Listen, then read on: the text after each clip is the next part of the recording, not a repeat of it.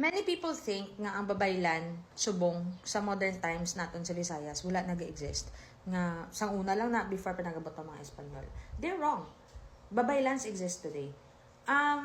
Siguro hindi lang siya full-time nga babaylan. Kaya di ba kung babaylan sa una, imuubra is like, do ka prestigious, gid bala nga every day you just pray, you go to the forest, you talk to the gods, you go with the dato to become his advisor or consultant, whatever. Siguro hindi lang guro amo naka prestigious. Pero babaylan practice still exists today and they come in different forms. Depende lang kung paano mo siya lantawan. Example, ang sa inyo community may mga manughilot na da. Manughilot, manugluy-aluy-a, manugpapakot, mga manughilo.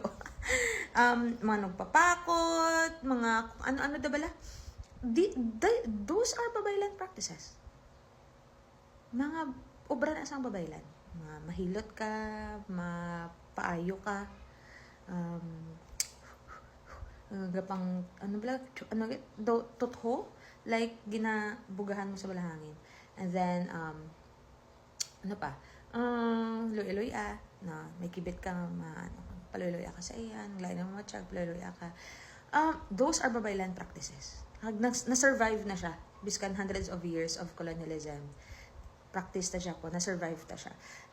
Grabe na nga hundreds of years try to convert into Christians. We became Christians, but we were not able to let go of all the cultures that we have been practicing before pa sila nag-abot ang mga Espanyol. Isa na da ang babaylan tradition. Another thing, this time, these babaylans were branded negatively. Necessary ni sa para pag-abot sa mga Espanyol. Kinanglan nila i-brand ang mga babaylans negatively. Kasi syempre, kung hindi nila pagtagaan negative na branding, sige na po ng mga tao kanto sa mga babaylans, di ba? Pero the Spaniards, especially the frailes, the priests, have to brand these babaylans negatively para mag-convert sila sa Christianity.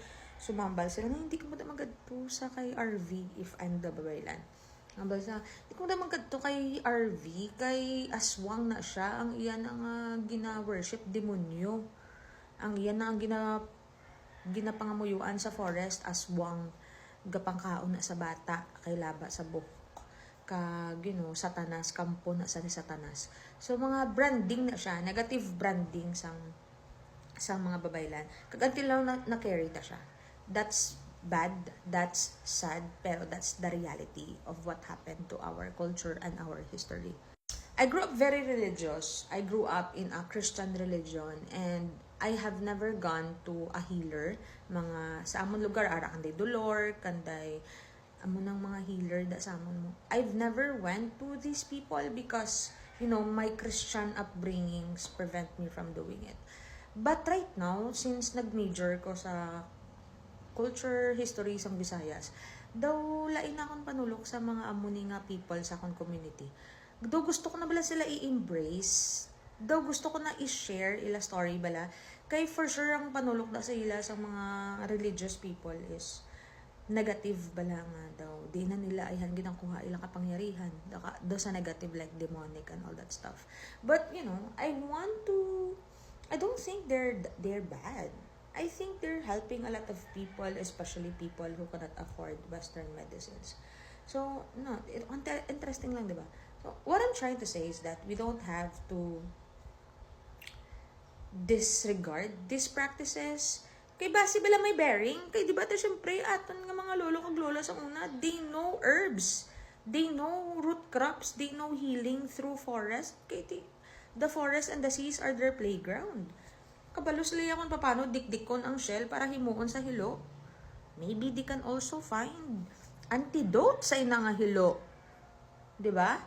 Kung girahon man gito sa mga ibang nga countries, we don't have missiles, but we may have poison or we can poison the air to freaking stop this people. Joke lang. Hindi na to dan. Anyway, what I'm trying to say is na negative branding ta. So, halong ta sa negative branding sa mga amunin natin nga kultura. Kisado naman na talang thought process, pero hindi siya litod. Maybe they're bad, but also maybe they're good. No? Right now, lain akong pagtulog sila. Right now, I wanna talk to these people and I wanna share this story to the world. So, the point of this video is that many people think the Babaylands do not exist anymore, but they do. Until now, we still have Babaylands.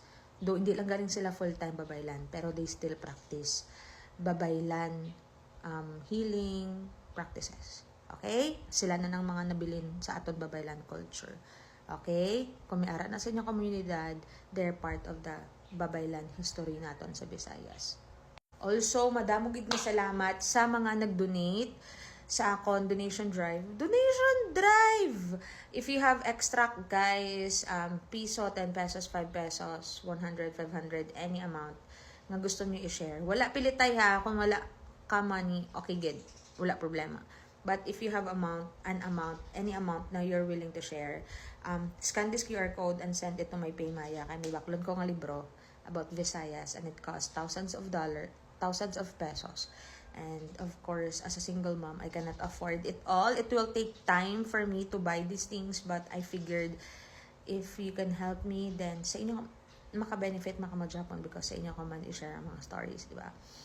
Thank you, gid, sa mga nag-donate nga daan. I really appreciate you guys from the bottom of my heart. But this is Visayas Literature at your service. Ha? Okay, scan QR if you wanna donate. Thanks, everyone.